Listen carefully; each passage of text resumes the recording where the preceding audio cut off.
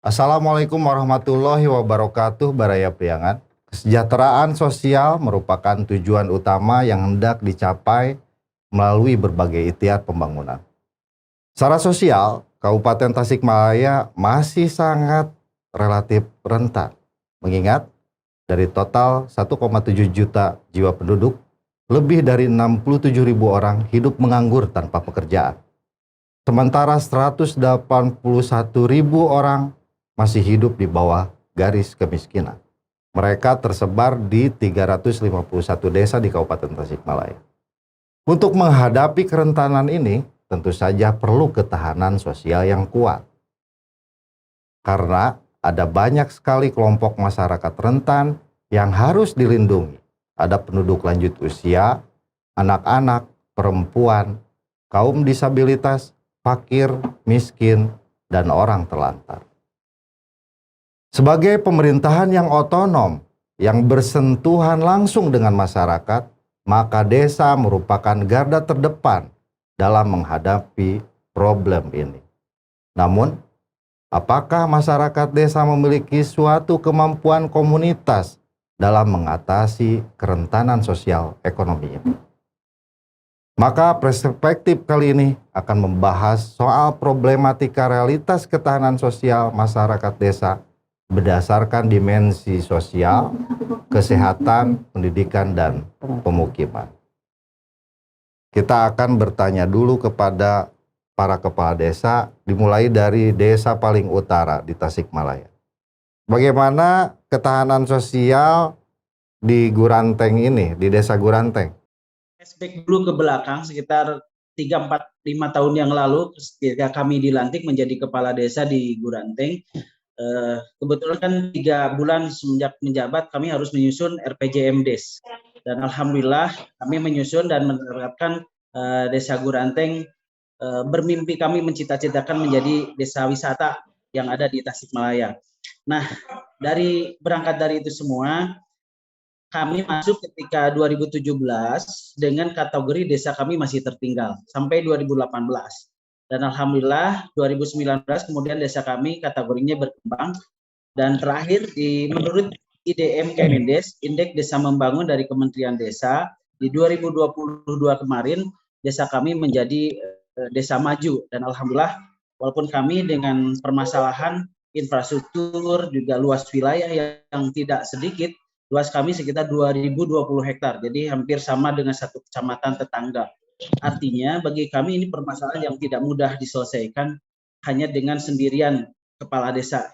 Tentu saja ini perlu banyak pihak yang istilahnya dikeroyok gitu, supaya desa kami yang dulunya tertinggal, kami berangan-angan bercita-cita di 2023 yang akan datang menjadi desa maju.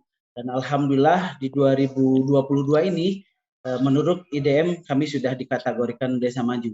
Tentu saja ini tidak membuat kami lantas berbangga hati, justru kategori level ini tentu saja tidak mudah karena perlu banyak tantangan dan rintangan ke depan semakin berat.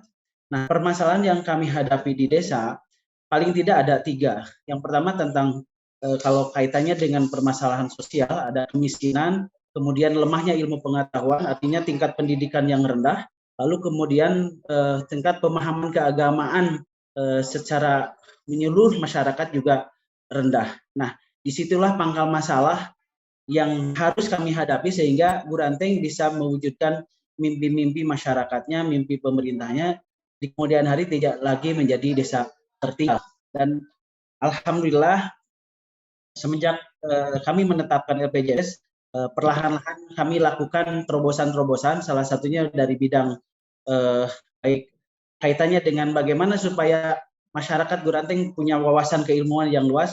Kita juga ada politik anggaran kaitannya dengan guru dinia, lalu kemudian pendidikan sekolah usia dini. Lalu kemudian kita juga alhamdulillah di 5 tahun terakhir ini ada SMK, ada SMP negeri, kemudian ada sanawiyah. Yang dulu kami mau sekolah saja, saya harus bergelantungan naik mobil yang mengangkut susu, mobil yang mengangkut kayu. Nah, kalau hari ini sesungguhnya tantangan itu tidak seperti itu, justru tinggal bagaimana semangat mereka untuk melanjutkan ke jenjang selanjutnya. Lalu kemudian permasalahan pendidikan juga kami bekerja sama dengan lembaga-lembaga pendidikan yang lainnya. Kemudian dari lembaga-lembaga kampus, juga dari lembaga-lembaga NGO lainnya, kami juga berkirim surat bagaimana Desa Guranteng tidak tertinggal dari aspek ilmu pengetahuan. Kami juga mendirikan perpustakaan desa.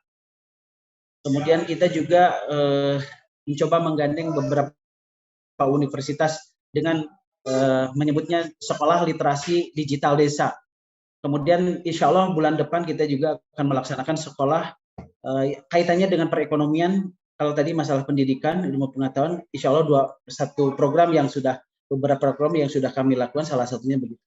Lalu kemudian permasalahan kemiskinan. Nah, juga kami melakukan berbagai macam upaya ikhtiar agar masyarakat Desa Guranteng yang angka kemiskinannya tinggi, kemudian sedikit perlahan kami turunkan dengan berbagai macam pembinaan. Ada pembinaan kelompok tani, ternak. Kebetulan Guranteng ini terkenal dengan susu sapi. Jadi sapi di Guranteng berdiri sejak tahun 80 dan itu terjadi penurunan drastis karena semenjak banyaknya ada krisis moneter dan juga banyak faktor lain sehingga banyak variabel yang pada akhirnya peternak tidak lagi bangga menjadi peternak. Dan alhamdulillah kami melakukan terobosan dengan menanam bibit pakcong sekitar 20 hektar sudah kami kembangkan. Ini dalam rangka bagaimana mendorong potensi di Guranteng yang hari ini tidak lagi berbicara masalah desa dan kota, tapi bagaimana Guranteng ke depan bisa bersejajar dengan desa-desa perkotaan. Dan alhamdulillah dengan penanaman bibit pakcong sehingga pada akhirnya mendorong para peternak sapi perah untuk bergiat kembali beternak sapi perah. Lalu kemudian kami juga melatihkan sekolah literasi kopi Nusantara. Insya Allah ini kerjasama dengan Institut Teknologi Bandung. Kami juga salah satunya ingin meng-hire para anak-anak muda di Desa Guranteng untuk bisa memahami yang hari ini kopi menjadi salah satu faktor, salah satu menjadi budaya di kita yang sedang digandrungi anak-anak muda. Sehingga kami mendorong ke depan anak muda Guranteng tidak hanya sebagai penikmat kopi, tapi juga mereka pandai menanam kopi. Jadi kami sedang merintis bagaimana di Guranteng hadirnya petani milenial, kemudian peternak milenial. Lalu kemudian tentang keagamaan. Kami juga alhamdulillah tadi sudah disampaikan di awal, kami juga melakukan pembinaan guru diniyah, guru PAUD dan juga guru RA, dan politik anggaran dari dana desa juga kami mencoba untuk melakukan itu. Dan juga salah satu yang kami pernah lakukan dalam inovasi desa itu ada semacam nama program Gerimis Bagus, gerakan minum susu bagi anak usia sekolah. Karena di desa kami tempat susu banyak, kemudian angka stunting di Guranteng tinggi saat itu, akhirnya kami dengan bersusah payah kita menyebarkan susu gratis ke sekolah-sekolah. Ini dalam rangka meningkatkan percepatan penanganan stunting di Desa Guranteng. Dan alhamdulillah kami juga pernah didaulat untuk menyampaikan bukan narasumber ya di provinsi kaitannya dengan program percepatan stunting ini. Kurang lebih begitu sementara. Baik, terima kasih Pak Kades Guranteng. Saya beralih ke Pak Kidulan, Pak Ku Yayan dari Padawaras. Bagaimana Pak Ku ketahanan sosial? Karena memang faktanya di Kabupaten Tasikmalaya ini masih 180.000 orang lah ya, masyarakat miskin. Lalu ada 67.000 orang pengangguran. Dan itu rentan. Betul. Berdampaknya kemana-mana. Ya, terutama kepada masyarakat rentan. Gimana Pak Ku? Mungkin sekilas saya akan menyampaikan Desa Padawaras secara umum Pak, Bu. Desa Padawaras itu pemekaran dari Desa Darawati tahun 1988. Ini mungkin desa masih muda lah, belum mapan gitu. Dan memang Desa Padawaras terdiri dari 3.000 kepala keluarga, jumlah penduduk 3.000 dengan ada sekitar 4 kedusunan dan 18 RT. Mungkin ini sedikit Pak ya dibanding dengan desa-desa yang lain yang sangat luas, karena memang Desa Padawaras ini terbilang desa pemekaran dari Desa Darawati.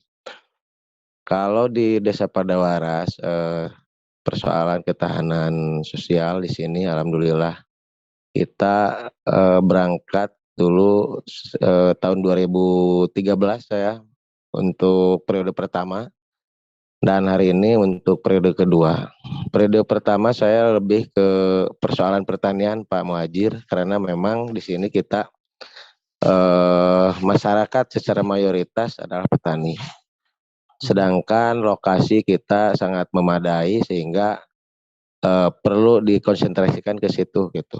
Kalau tadi rekan-rekan atau rekan saya di Guranteng masalah pembangunan sekolah infrastruktur, kalau di saya kebetulan tetangga desa juga sekolah SMK Sanawiyah SMP juga sudah ada, sehingga kami tidak ke situ tapi lebih ke spesifik pertanian dan infrastruktur. Ini kenapa? Karena memang di sini para petani masih otodidak, Pak. Kalau persoalan aktivitas, memang di sini mayoritas penghasil padi, Bu.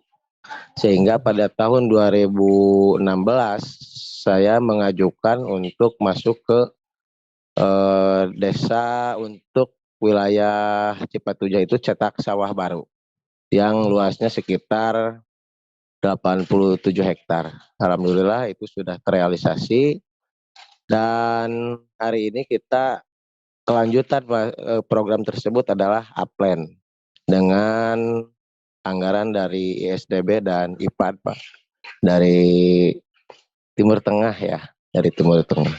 Nah, ini adalah bukti keseriusan saya dalam bidang konsentrasi bidang pertanian, karena selain mendidik masyarakat tata kelola pertanian yang baik menurut aturan pertanian, infrastrukturnya juga kita bangun, Mbak. Baik RJIT-nya, lantai jemurnya, terus jalan usaha taninya, serta akan membangun BUMP, Badan Usaha Milik Petani, yang insya Allah tahun 2023 itu akan dibangun, karena program upline ini akan selesai sampai tahun 2024 dengan anggaran 27,5 miliar untuk 4 desa, yaitu Desa Padawaras salah satunya. Nah, ini kami sangat apresiasi lah terhadap pemerintah, baik pemerintah pusat, provinsi maupun kabupaten, karena memang upline ini yang memang kami tunggu gitu untuk keberlanjutan kesejahteraan masyarakat. Selanjutnya persoalan ketahanan sosial di sini, memang harapannya kan ideal ya, ketika misalkan banyak anak muda yang memang menimba ilmu di perguruan tinggi, terus di sekolah-sekolah gitu. Inginnya sih mengembangkan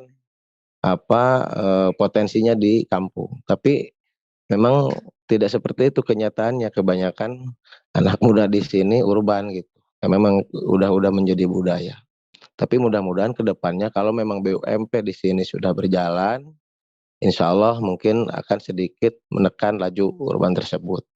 Selanjutnya dari sisi kesehatan, karena memang kita tidak terlalu jauh ke puskesmas, tapi memang dibutuhkan kami menyediakan semacam sarana ambulan untuk mempermudah, memfasilitasi masyarakat, utamanya untuk membawa pasien ke rumah sakit. Itu salah satu dalam bidang kesehatan. Dalam bidang pendidikan, untuk sarana pendidikan di sini pondok pesantren kita juga membangun bersama para kiai bagaimana menjadi pesantren yang representatif, nyaman untuk para santri, juga para guru-gurunya di sini, dengan mengalokasikan dari dana bantuan keuangan APBD Kabupaten Tasikmalaya.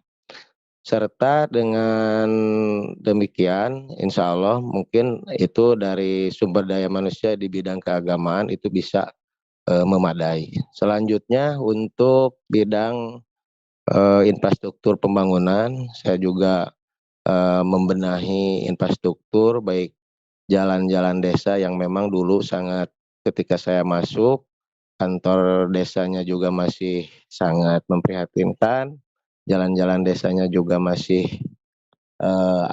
masih apa adanya lah gitu kan, belum tersentuh sama sekali pembangunan. Alhamdulillah hari ini kita bisa dikatakan 75% lah, belum 100% karena kita terus membuka jalan baru ya dengan gotong royong digalakan di sini. Di sini gotong royong alhamdulillah lah, hampir seluruh warga masyarakat ketika kita melaksanakan pembangunan sumbangsinya besar gitu. Baik ibu-ibu, generasi muda maupun seluruh lapisan masyarakat dengan para tokoh atas dukungan mereka, alhamdulillah ini bisa berjalan dengan baik. Selanjutnya di bidang seni dan budaya kami juga mencoba untuk mendorong generasi muda untuk mempelajari lah budaya-budaya lokal yang sudah ada di sini, semacam ibu-ibu, kelompok ibu-ibu di RT-RT gitu, terus di masing-masing dusun untuk tetap menjaga tradisi yang ada gitu. Walaupun hari ini memang tidak bisa dibendung ya Bu ya, perkembangan zaman dengan dunia TikToknya atau segala macam halnya gitu, tapi kita untuk menjaga tradisi tetap bahwa kampung kita harus dijaga dengan budaya-budaya lokal yang harus kita dibina gitu. Selanjutnya bidang kesehatan tadi udah, bidang pendidikan udah. Gimana? Gimana Pak? Pemukiman, bidang pemukiman. Pemukiman alhamdulillah. Kemarin kita tahun 2021 mendapat bantuan dari PUPR Provinsi Jawa Barat yaitu 60 bidang rutilahu lah untuk warga masyarakat, dan alhamdulillah mungkin sudah terkurangi di sini alhamdulillah lah, semua sudah terselesaikan lah. Kalau rutilau kita mendapatkan rutilau itu sudah hampir 3 kali ya selama saya menjabat jadi kepala desa sampai hari ini gitu. Mudah-mudahan ini salah satu terobosan yang bisa mengurangi angka kemiskinan secara infrastruktur. Mungkin itu Pak Muhajir. Terima kasih Pak Kuyayan. Tampaknya ini sudah menjadi modal yang sangat kuat sekali. Gitu untuk menjawab semacam kekhawatiran adanya kerentanan sosial diakibatkan dari dampak kemiskinan dan dampak pengangguran yang ada di Kabupaten Tasikmalaya. Sebelum ke Ibu, saya mau nanya dulu ke Pak Dewan, Pak Dadang. Ini mantan kepala desa juga tampaknya dulu ya, Pak Dewan. Gitu. Dewan kepala desa senior, gimana? Pertama, mungkin suka duka yang dialami oleh kepala desa yang dulu gitu ya, sebelum lahirnya Undang-Undang Nomor 6 tahun 2014. Jauh-jauh dari undang sebelum lahir itu, dalam keadaan desa itu ketika itu diperlakukan sebagai objek pembangunan pemerintah pusat kan gitu ya. Kita hanya menunggu uluran-uluran tangan, dan sekarang setelah lahirnya terbentuknya Undang-Undang Nomor 6 tahun 2014, alhamdulillah gitu ya, terkadang konflik juga hilang, kemudian kearifan lokal dan pengelolaan sumber daya alam itu mungkin sekarang ada peningkatan. Untuk itu saya apresiasi lah kepada para kepala desa yang tadi dari Pak Guranteng, kemudian juga dari Pak Yayan. Yang mudah-mudahan ini ada suatu peningkatan, dan ini sudah saya kira, sudah saya lihat ada peningkatan yang sangat signifikan gitu ya di desa, dari mulai tahun 2014 gitu sampai sekarang. Alhamdulillah pembangunan di mana-mana, tinggal kita barangkali untuk meningkatkan kesadaran hukum bagi masyarakat, kemudian kita menggali kearifan lokal yang ada itu untuk meningkatkan kesejahteraan masyarakat. Itu aja barangkali menurut saya. Oke, ada semacam perspektif khusus nggak dari Pak Dadang soal ketahanan sosial? Karena bagaimanapun dengan adanya dana desa itu ada perubahan juga Pak di desa itu, terutama perubahan eh, cara berpikir masyarakat terhadap desa. Karena dikeluhkan di beberapa desa itu setelah ada dana desa itu justru gotong royong semakin menurun karena masyarakat memandang kalau desa itu punya uang gitu dari pemerintah yang cukup besar. Gimana Pak Dadang? Ya, itulah yang ya, salah satunya efek negatif dari dana desa gitu ya. Salah satunya yaitu gotong royong masyarakat. Makanya di sini harus saya menekankan adanya peran masyarakat ini, adanya kesadaran hukum. Karena masyarakat sekarang ini yang pertama dengan adanya dana desa. Dan dengan adanya dana desa itu adalah merupakan suatu anugerah juga untuk pembangunan desa, tapi di sisi lain merupakan suatu musibah.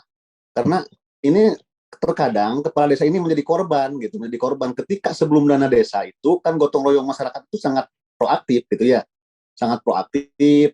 Kemudian juga terkadang kalau yang saya rasakan dulu ketika jadi kepala desa, kita ada pembangunan misalnya nilainya sekian juta, kemudian untuk HOK-nya kita belikan ke barang, dinilai barang, kemudian untuk jasa tenaga kerjanya, HOK-nya itu kita gotong royongkan. Jadi pembangunan itu agak sedikit besar. Nah sekarang itu yang saya lihat kelemahannya itu diantaranya ketika turun dana desa itu masyarakat agak sedikit lemah dalam gotong royong gitu.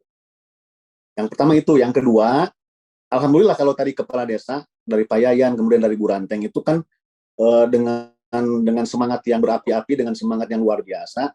Saya itu haturkan terima kasih, tapi ada juga gitu kalau kepala desa yang mungkin SDM-nya agak sedikit kurang, itu dengan adanya dana desa itu agak sedikit terlena gitu ya, nyantai-nyantai, kemudian hanya menunggu saja untuk dana desa turun, padahal dana desa itu kan sudah jelas pasti bakal turun gitu. Oke, berarti kerentanan sosial di desa juga sangat terikat oleh kerentanan kepemimpinan di desa ya. Kalau begitu Pak Dadang. Iya, sangat. Sangat terikat nggak? Enggak juga sih, kalau sangat terikat enggak juga. Kalau ini kan bahaya, maksudnya kalau misalkan Pak Kepala Desa Guranteng, Pak Yayan dengan inisiatifnya dia melompat lari gitu. Kalau misalkan ada kepala desa yang nggak bisa melompat, dia memandang anggaran dana desa itu semacam hibah atau bantuan untuk desa yang dia manfaatkan begitu saja, belanjakan begitu saja tanpa ada prem untuk membangun misalkan ketahanan ekonomi, ketahanan sosial, kan bahaya juga Pak. Ya. Secara regulasi gimana? Secara regulasi ini gimana? Kalau bagi saya ya itu, jadi harus berpikir para kepala desa itu ketika sekarang itu kita turun dana desa, jangan hanya terlena kepada dana yang akan kita terima saja, tapi penggalian potensi ekonomi masyarakat justru itu harus lebih dikembangkan gitu. Ketika kita pembangunan yang mengcover, maka pemberdayaan masyarakat itu yang harus lebih ditingkatkan. Oke, Bu Ya. Dokter, Ya. banyak sekali kan agenda Betul. di dinas sosial terutama Betul. untuk kerentanan sosial, untuk lansia, ya, Terlantar, anak-anak, lalu kelompok disabilitas, gelandangan perempuan. kronis. Nah, bagaimana agenda Ibu sinkron dengan para kepala desa? Karena bagaimanapun para kepala desa ini dia pemerintahan yang berhadapan langsung dengan masyarakat. Betul. Gimana Bu? Ya. Terima kasih Pak Muhajir atas undangannya untuk bisa gabung di dalam Zoom ini ya. Saya mengaturkan terima kasih dan apresiasi kepada rekan-rekan kepala desa ya. Saya saat ini sebagai Sekretaris Dinas Sosial PPKB P3A yang sebelumnya memang desa gabung dengan kami ya. Di SOTK terakhir di Desember, desa menjadi dinas tersendiri ya. Artinya apa? Begitu pentingnya bahwa pembangunan desa ini menjadi kunci bagaimana Tasik bisa maju, kemudian sudah barang tentu kumulatifnya adalah Indonesia maju gitu ya. Iya, betul. Jadi kalau melihat dari 3 aspek indeks Desa Membangun ya, IDM, di dalam Permendes nomor 2 ya, bahwa yang terkait dengan bagaimana desa itu dengan kategorinya tadi Pak Ku menyampaikan begitu banyak lompatan dari status desa ya, dari desa tertinggal, berkembang, kemudian sekarang desa maju. Itu artinya apa? Pembangunan ini memiliki daya ungkit dengan dana desa.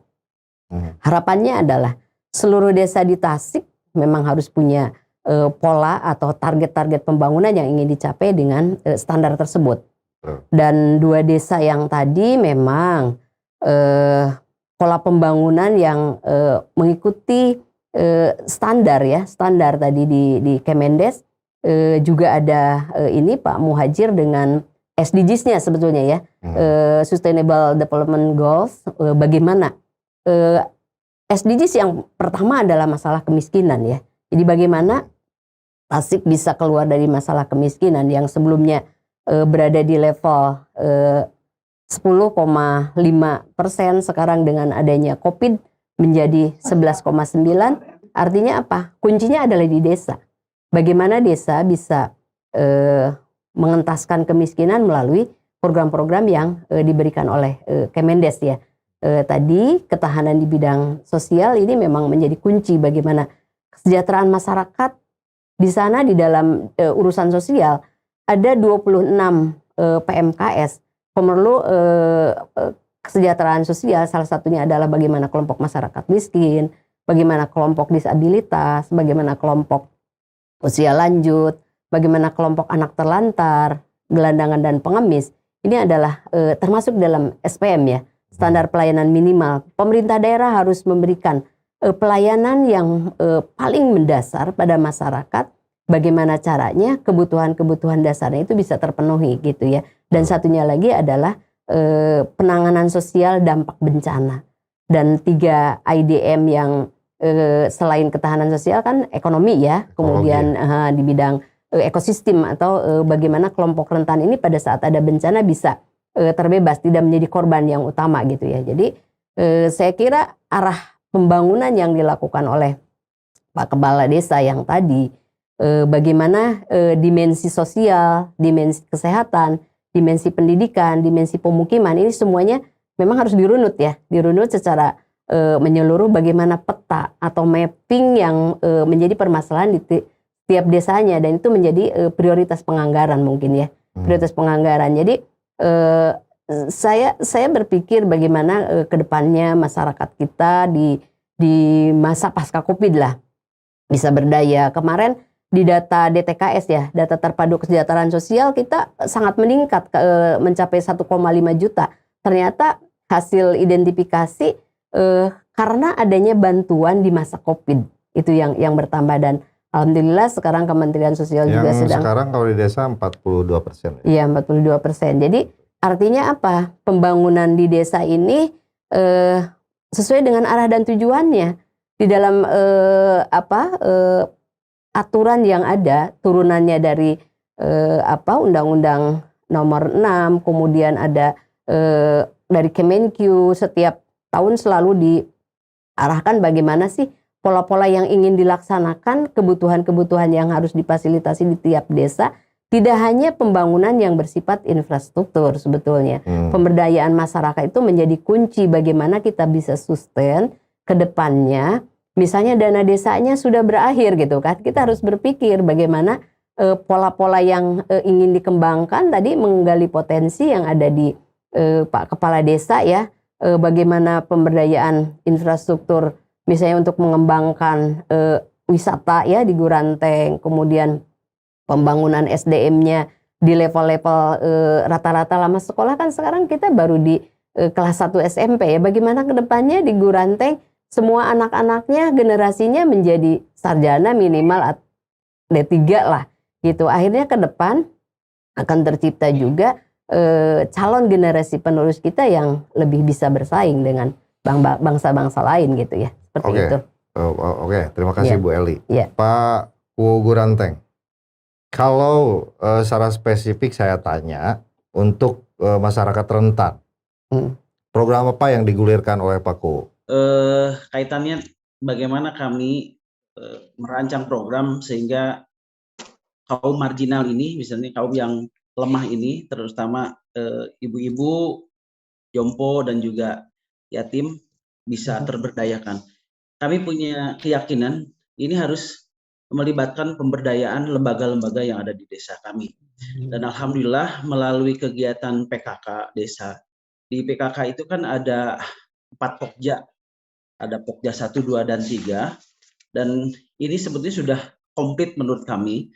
Dan di salah satu di PKK ini ada kelompok Dasawisma. Dasawisma ini di Guranteng ini ada sekitar 140 kelompok Dasawisma. Ini juga ternyata luar biasa berdampaknya karena Dasawisma ini satu kepala keluarga itu memegang 10 rumah. Jadi masing-masing kepala rumah tangga mempunyai tanggung jawab untuk 10 rumah. Di situ juga bisa diadakan arisan, kemudian masing-masing bisa bercurhat permasalahan-permasalahan ekonomi, sosial, dan budaya. Ini yang pertama. Lalu kemudian untuk kegiatan-kegiatan yang bersifat bagaimana untuk kerawanan sosial yang terjadi pada orang-orang tua jompo, kami sudah merancang program temu untuk usia-usia jompo. Kami pernah ngobrol dengan orang tua sepuh, jadi ternyata hari ini kita kadang abai kepada mereka orang tua yang dianggap nyambung kalau ngobrol. Ternyata ketika mereka ketemu dengan sesama orang tuanya lagi yang usianya sama-sama tua, ternyata mereka uplek ngobrol gitu. Nah, sementara kami, kita-kita yang muda-muda ini merasa orang tua-tua ini sudah bukan levelnya untuk diajak ngobrol dan curhat. Dan kami, pemerintah desa, dalam hal ini insya Allah sedang merancang bagaimana setiap hari tertentu kami rencana mengumpulkan beberapa orang tua yang ada di kampung itu. Karena menurut kami nih Pak Muhajir, jadi permasalahan sosial ini tidak melulu ngobrol tentang infrastruktur, tidak melulu ngobrol tentang masalah masalah ekonomi, anggaran, tapi yang itu adalah sentuhan-sentuhan emosional. Nah, kalau kenakalan biasa kenakalan remaja, ternyata kan kenakalan orang tua juga banyak, termasuk di angka-angka manula begini. Dan kami insya Allah dalam waktu dekat ini akan mengobrolkan kepala desa sapa warga-warga lansia. Jadi ngobrol lah dengan pakunya di madrasah atau di balai kampung. Kami sudah mengagendakan itu dan itu sudah lama kami inginkan. Ketika kemarin kami melakukan sama-sama mengikuti hari lanjut usia. Ternyata ketika mereka diundang ke desa menerima bingkisan yang dititipkan Ibu Menteri saat itu, luar biasa mereka antusias, bahkan ada sampai nangis-nangis gitu.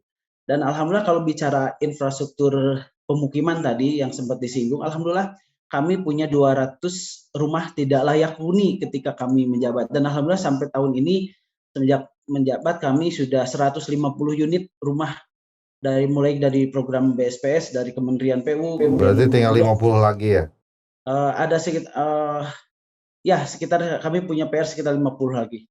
50 Baik, kalau kearifan lokal yang mungkin ya desa itu kan udah ada sejak ratusan tahun lalu. Kalau kearifan lokal dalam konteks sosial ini masih yang berjalan ada nggak? Ada. Kalau ini saya punya ini nih, kalau bisa di zoom ya. Ini namanya canceling berseri. Nah ini ya, canceling. Jadi bersedekah setiap hari. Ini adalah kami bagikan kepada setiap rumah tangga. Jadi mereka menyisihkan sebagian hartanya dengan konsep bersedekah. Jadi ini kan untuk santunan yatim, jompo, guru ngaji, listrik untuk masjid, layanan kesehatan. Karena memang permasalahan di desa kami dari awal kami sudah menyampaikan bahwa bukan hanya sekedar infrastruktur dan juga layanan kesehatan yang jauh, kami juga menyediakan mobil ambulan gratis untuk warga masyarakat. Dan mudah-mudahan masyarakat juga tidak terpaku dengan anggaran-anggaran desa atau dana desa. Kami juga mengajak serta masyarakat. Oke, betul sekali itu. Karena gerakan filantropi ya, apalagi kita kaum muslimin ya. Itu sangat penting sekali sebagai untuk mewujudkan ketahanan sosial. Kalau dari Padawara sendiri, untuk masyarakat rentan, treatment apa yang dilakukan? Alhamdulillah untuk Desa Padawaras, kalau di sini kan hubungan kekerabatannya masih dekat lah.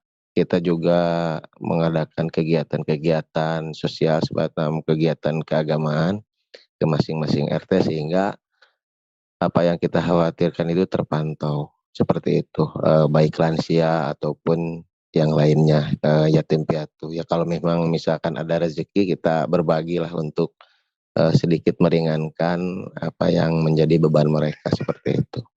Selanjutnya persoalan Kalau untuk perempuan, Pak Kuku kemarin kan di Facebooknya pasang tuh ada yang anak yang dibawa kabur gitu. Gimana kalau untuk perempuan? Kita memberikan akses kepada warga masyarakat untuk istilahnya melindungi hak-haknya mereka gitulah, khusus untuk anak di bawah umur ataupun apalah gitu namanya yang memang itu bisa jadi presiden buruk bagi mereka, sehingga ketika mereka ada semacam kejadian kemarin kita langsung sigap proaktif lah, Ibu PKK juga cepat tanggap, RT di masing-masing kedusunan juga cepat tanggap gitu. Jadi gotong royong yang paling utama itu ya yang saya gerakan hari ini, karena kalau di sini insya Allah lah di Desa Padawaras gotong royong sepertinya nggak ada kendala ya, dari walaupun ada diantaranya mungkin ketika ada dana desa itu turun, ada bantuan-bantuan sosial Jadi ke tidak ada masyarakat. perubahan, ada ataupun tidak ada dana desa, gotong royong di Padawaras masih hidup sampai sekarang. Masih hidup, alhamdulillah, karena kita juga memberikan wawasan lah ketika kita pengajian, ketika kita turun ke masyarakat gitu, bahwa ini tradisi yang memang harus kita jaga gitu. Mereka akan bersama, saya rasa seperti itu. Jadi kalau ada sih memang mungkin ya seorang dua orang yang merasa ketika nggak kebagian bansos itu mereka menggerutu lah. Saya nggak akan ikut gotong royong kalau saya nggak kebagian gitu kan, kadang ada ya seperti itu, tapi pada faktanya ikut lah gitu. Baik, terima kasih Pak Ku. Oke, Bu Ana, kita nih Kabupaten Tasik ya berhadapan dengan 1,7 juta penduduk yang sekitar 10% lebih ya di bawah garis kemiskinan, 60.000 lebih itu penganggur dan itu ada di desa. Bagaimana agenda Bapeda merancang ketahanan sosial masyarakat di desa? Jadi yang pertama kita memastikan bahwa program-program yang berkaitan dengan ketahanan tadi ya Pak ya, ketahanan sosial tadi yang ada tiga indeks tadi ada dalam dokumen perencanaan, baik yang masuk dalam RPJMD, Renstra maupun di Renja dari OPD teknis. Jadi kita memastikan dulu Pak bahwa program-program yang terkait ketahanan sosial tadi masuk ke dalam dokumen perencanaan. Baik, Bapeda sangat teknis sekali ini, mungkin di wilayah SIPD ya, mengidentifikasi kegiatan, usulan-usulan kegiatan yang masuk di sistem tentunya, mungkin gitu ya. Betul, Pak. Oke, lalu berikutnya gimana, Bu Ana? Ya, selanjutnya setelah itu masuk ke dalam dokumen perencanaan, kita memastikan bahwa menu-menu tersebut masuk ke dalam SIPD dan disesuaikan dengan Kepmen 050, Pak. Ya, perencanaannya sendiri bagaimana Bapeda merencanakan pembangunan ketahanan sosial di desa? Nah, kalau terkait perencanaannya ya tadi Pak, jadi bahwa kita memastikan dulu Pak bahwa unsur-unsur yang terkait dengan ketahanan sosial tadi menjadi prioritas dalam RPJMD. Jadi kita pastikan bahwa itu menjadi prioritas Pak. Salah satunya untuk tahun 2023 dalam RKPD kan kita menjadikan itu prioritas Pak. Dalam desa mandiri Pak, penguatan desa mandiri. Oke, Bapeda sudah memprioritaskan kemandirian desa ya, dan berbagai hal usulan dari desa itu sekarang harus sesuai dengan agenda dari Bapeda. Oke, terima kasih Bu Ana. Ya, Ada lagi, Mangga? dan salah satu agenda dari isu strategis, Pak. Jadi terkait pembangunan di desa, ketahanan sosial desa itu masuk ke dalam isu strategis, Pak. Baik, Isu sekarang strategis arah pembangunan. oke, karena sudah tercantum di dalam misi Kabupaten Tasikmalaya. Oke, terima kasih Bu Ana. Silakan kalau sedang di perjalanan. Iya, Pak. Oke, terima kasih. Iya. Kabupaten Tasik memang menjadikan desa tumpuan ya dalam apa namanya, baik itu penanggulangan ekonomi maupun dalam perkembangan ekonomi.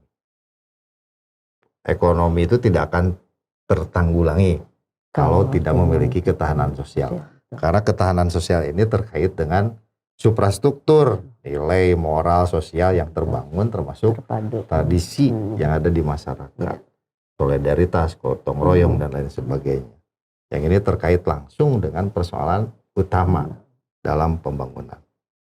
Baik, sebelum kita akhiri, saya mau statement dulu dari Pak Dadang.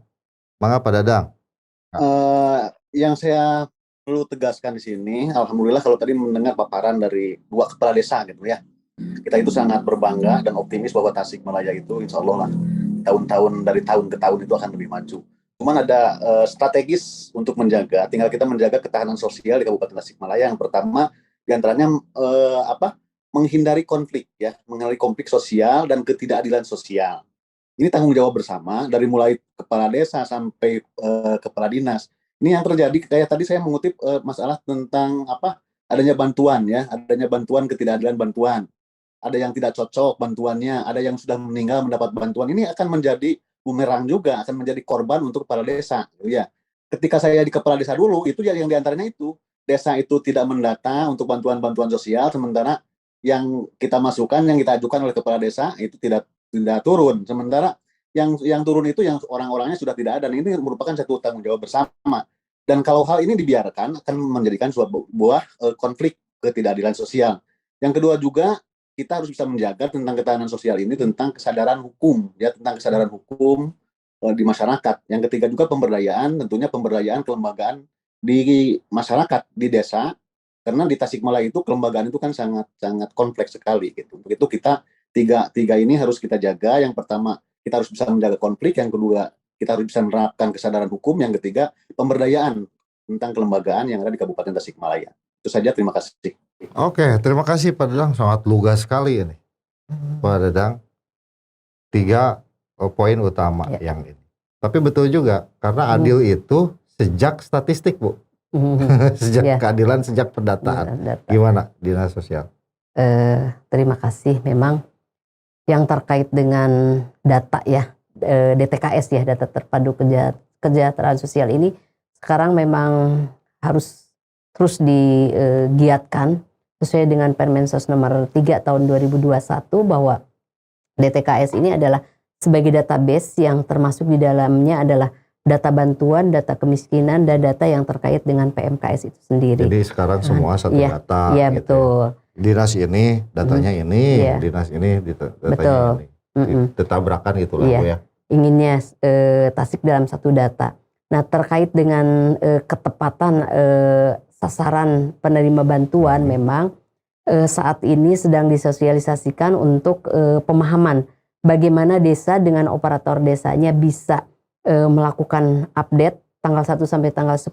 Jadi termasuk data yang harus dihapuskan, data yang meninggal dan lain sebagainya itu ada kewenangannya di desa melalui Musdesus ya, musyawarah desa yang khusus. Jadi kami di level supervisor memang ingin setiap bulan itu update semuanya. Jangan sampai pada saat Pusdatin mengevaluasi kok Tasik tidak update semuanya gitu. Jadi mungkin ya ini kedepannya ini sedang disosialisasikan bagaimana adanya kesadaran hukum, bagaimana produk-produk hukum yang ada ini bisa terrealisasi terlaksana dengan baik di level bawah, di tingkat desa yang paling ujung tombak ya. Jadi harapannya bahwa data terpadu kesejahteraan sosial yang operasionalnya di SIKNJ itu, sistem informasi kesejahteraan sosial next generation ini bisa terevaluasi atau termonitor. Dan mungkin ini dalam pendanaan SDM bagaimana operator desa itu memiliki fee yang diberikan oleh desa supaya apa, setiap bulan bisa update itu kan harus ada ada salary-nya ya, ada pendapatannya seperti itu. Jadi ada instrumen yang bisa ditindaklanjuti oleh desa melalui operator SIKNJ seperti itu. Oke. Terima kasih kepada semuanya. Pembicaraan yang sangat menarik sekali. Braya Priangan, kita akan ketemu lagi di Perspektif dengan membahas isu yang lebih menarik lagi. Assalamualaikum warahmatullahi wabarakatuh.